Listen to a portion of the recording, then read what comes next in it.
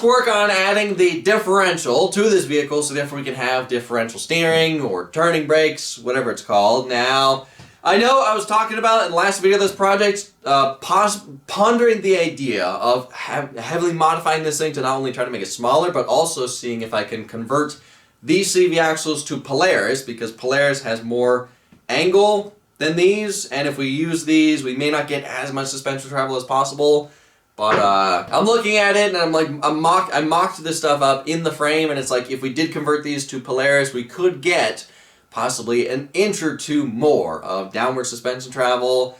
I'm looking at it, and it's like, is that really worth it? Is heavily modifying this stuff worth it, having an inch or two more of suspension travel? I'm starting to think, maybe not.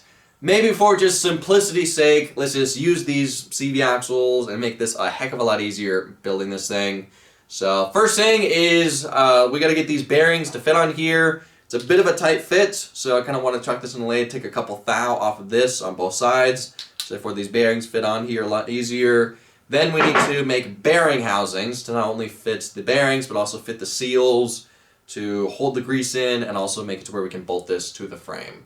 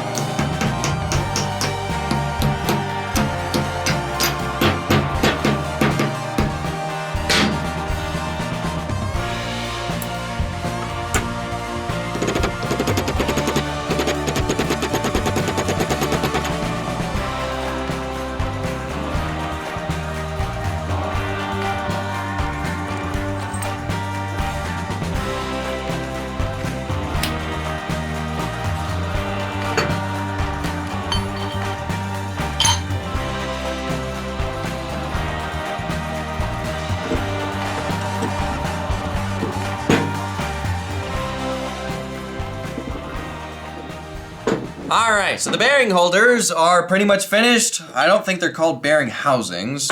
Bearing carriers, whatever these things are called, don't really know, but basically this is how we're bolting this whole assembly to the frame.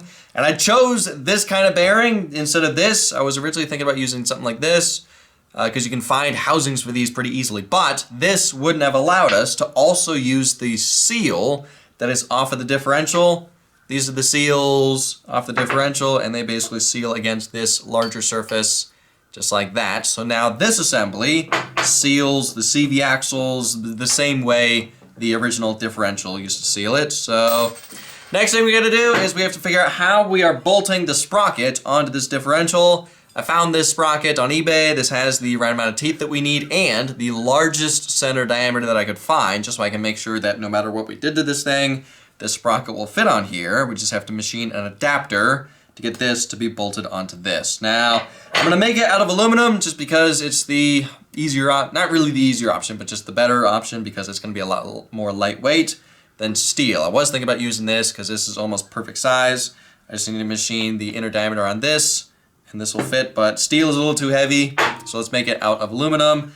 I have this giant disc of aluminum, which is perfect size. I'll just machine this so this will be bolted onto this, and then the sprocket will be bolted onto this. Now, we also have to make some type of cover, like, because we can't leave this open. We definitely don't want dust and dirt and sand getting in here, so we have to machine a cover that gets also welded onto this.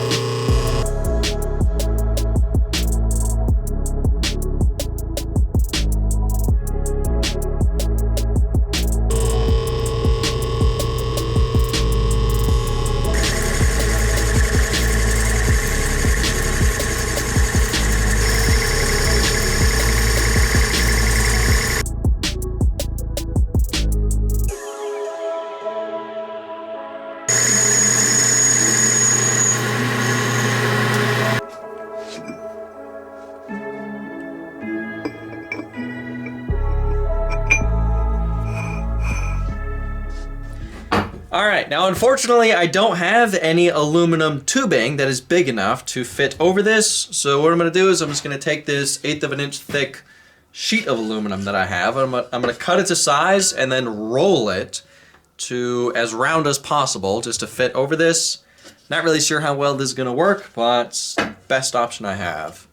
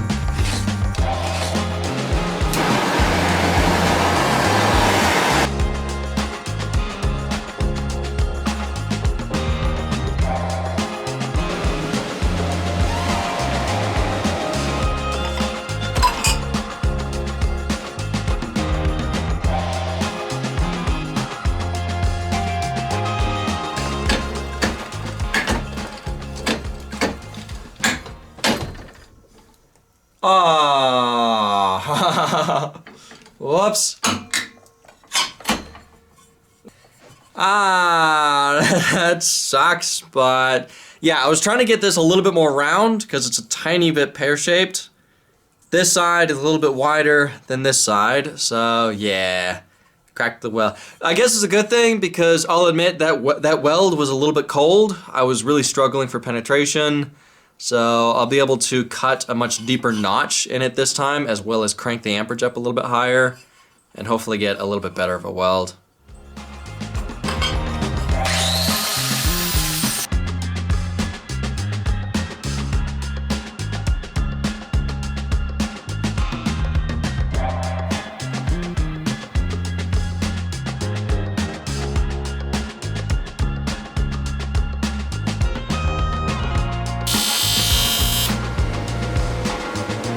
A little bit better penetration, I think, hopefully.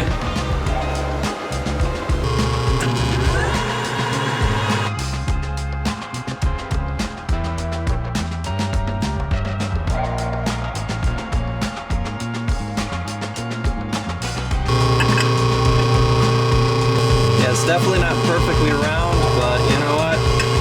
For this, it's good enough.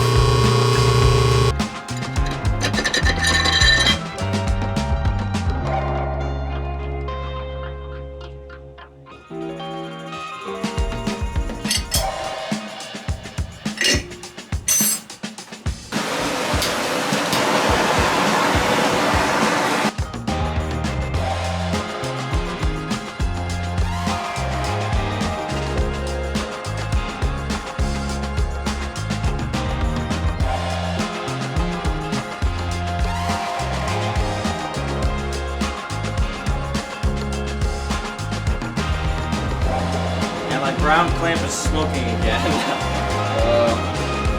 That worked.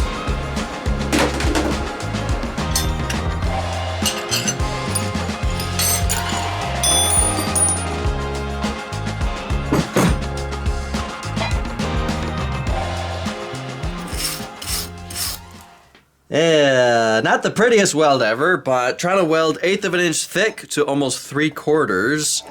Yeah, that was I'm glad I was able to just get that to work without completely blowing a bunch of holes in that thing.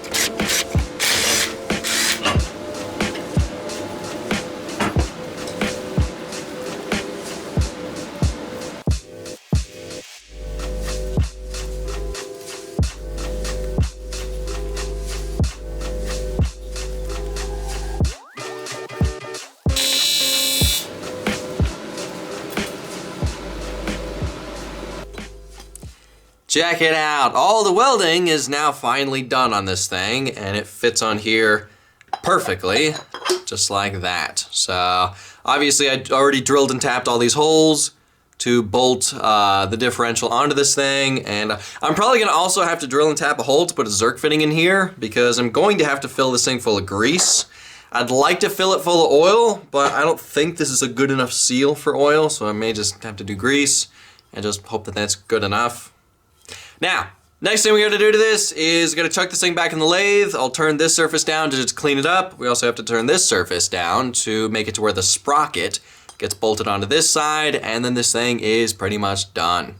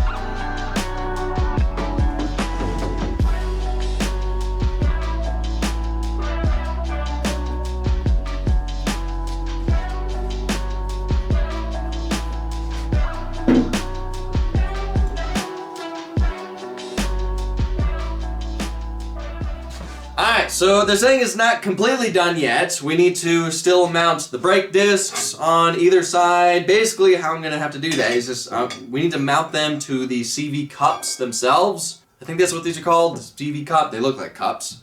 And basically how I'm going to do that is just weld pieces of plate on them. I'll put these in the lathe, turn them true, drill some holes, therefore we can bolt these brake discs on the CV cups. And that is what gives us our differential steering, turning brakes, cutting brakes, whatever they're called. I still need to pack this thing full of grease, as well as install a grease fitting and install the C-clips that actually hold these things in place. But I like to wait to do all that stuff for final assembly, because I'm probably going to have to disassemble and reassemble this thing a couple more times for building it and assembling it on the frame and everything. So now, something that worked out kind of perfectly, this thing is not actually that much bigger than the original one that we made. This one from edge to edge is 12 5/8. The original one is 11 3/8 inches wide. So this one's only 1 1/4 inches bigger, which is almost perfect. So I'm really glad I used this one instead of the Mazda Miata. I'm really curious how big the Mazda Miata one is, because those uses flanges to mount the CV axles to flanges. Then the flanges is what actually goes into the differential. I think it definitely looks like it's a lot wider and a little bit bigger than this one. And because this one doesn't use flanges, basically just the CV cup, then the part that goes into the differential. I think it's a little bit more compact, so I think it's going to be perfect for this project now. In case you guys are curious what this thing is off of, if you want to build one of these for yourself, again, I don't exactly know what this thing is off of, but I'll post pictures on the screen of the numbers on the differential, as well as I found an eBay listing of a differential that looks identical to the one that I used. If I remember correctly, I think it's for a Hyundai or something like that, some kind of small car, or, yeah, it'll be on screen. But yeah, I'm glad I chose this one because it seems like it's going to be perfect size for this project. But anyway, next video of this project, we get to mount this thing in the frame, we got to mount the brake discs on either side, and then we get to finally finish the rear suspension. But yeah, guess that's it for this video. Thank y'all for watching. I'll see ya in the next video.